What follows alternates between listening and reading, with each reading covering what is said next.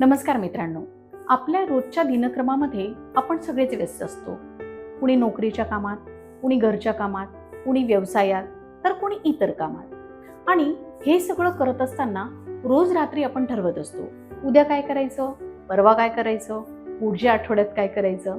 आणि कधी कधी एका आठवड्यात करायच्या कामाची यादी इतकी लांबते की मग आपल्याला वाटतं, अरे चा, हा आठवडा 7 दिवसांऐवजी थोडा जास्त दिवसांचा असता तर किती बरं झालं असतं, नाही का?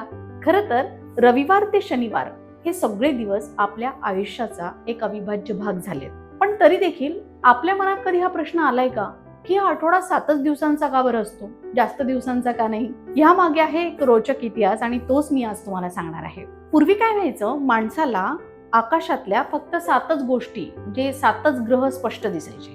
त्यामध्ये होते सूर्य, चंद्र, मंगळ, बुध, गुरु, शुक्र आणि शनी. मग काय झालं, खाल्डियन लोकांनी या ग्रहांच्या नावावरूनच दिवसांना नावं दिली. रविवार म्हणजे सूर्य आणि चंद्राला सोम म्हटलं जातं. मग रविवार, सोमवार, मंगळवार, बुधवार, गुरुवार, शुक्रवार आणि शनिवार. ग्रहांची नावं देण्यामागे या खाल्डियन लोकांचं आणखी एक कारण होतं. ते म्हणजे हे खाल्डियन लोक फलज्योतिषामध्ये खूप पटाईत होते आणि हे फलज्योतिष्य या ग्रहांच्या स्थितीवर सांगितलं जायचं. त्यामुळे त्यांच्यासाठी हे ग्रह खूप महत्वाचे होते. म्हणून त्यांनी या ग्रहावरनं दिवसांना नावं दिली आणि आठवडा जो आहे तो 7 दिवसांचा ठेवला. मग ही परंपरा हळूहळू ग्रीक, रोमन, अरब, हिंदू आणि चीन संस्कृतीत देखील वापरली जाऊ लागली. त्यामुळं आज जो सर्वत्र आपण 7 दिवसांचा आठवडा पाहतोय, ती जी परंपरा आहे तो वारसा या संस्कृतीतून आलेला आहे. बरं, आठवडा आणि दिवस मात्र 7, अंक आहे 8.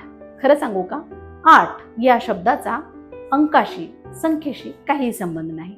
8 हा शब्दाला आठव अर्थात आठवणीवरून. आणि मग संपूर्ण म्हणजे रविवार ते शनिवार तुम्हाला काय काम करायचंय हे स्मरणात राहावं, हे आठवावं म्हणून आठवडा आहे की नाही गंमत?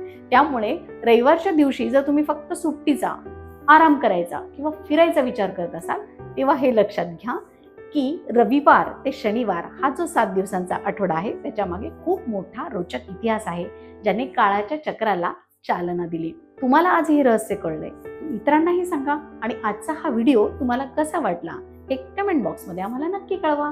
अशाच नवनवीन माहितीसाठी आमच्या YouTube चॅनलला सबस्क्राईब करा आणि फेसबुक पेज तसंच इंस्टाग्राम अकाउंटला फॉलो करा.